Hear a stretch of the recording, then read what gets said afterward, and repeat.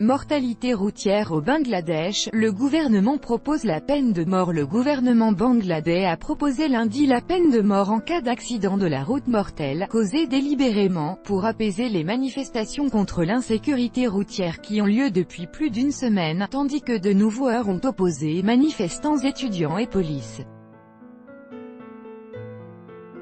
Le ministre de la Justice et des Lois Anis Soulk a déclaré lundi à l'AFP que le gouvernement a approuvé une loi autorisant la peine capitale, si l'enquête prouve que la mort dans un accident de la route a été causée délibérément. Cette déclaration fait suite aux manifestations qui se sont multipliées ces derniers jours à travers le pays, après la mort de 2 jeunes percutés par un bus qui roulait trop vite.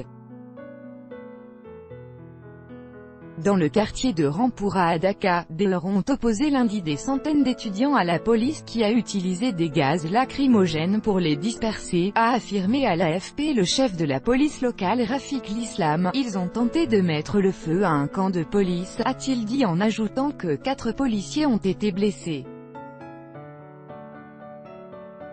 Des étudiants ont raconté à l'AFP que la police a tiré des balles de caoutchouc sur les manifestants dans le quartier de 2 universités privées et que des membres de la branche étudiante du parti au pouvoir, la Ligue Awami, les ont attaqués à l'aide de matraques et de briques. La situation est grave, nous avons conduit au moins 3 étudiants à l'hôpital, a précisé l'un d'entre eux, Zaid Malik, à l'AFP. De nombreuses personnes ont été blessées depuis samedi par les gaz lacrymogènes et par les attaques de groupes fidèles au gouvernement contre des manifestants, des photographes et contre la voiture de l'ambassadrice américaine. Au cours des 9 derniers jours, des dizaines de milliers d'étudiants ont mis le feu à 8 bus et bloqué la capitale Dhaka ainsi que d'autres parties du pays pour réclamer une meilleure sécurité routière.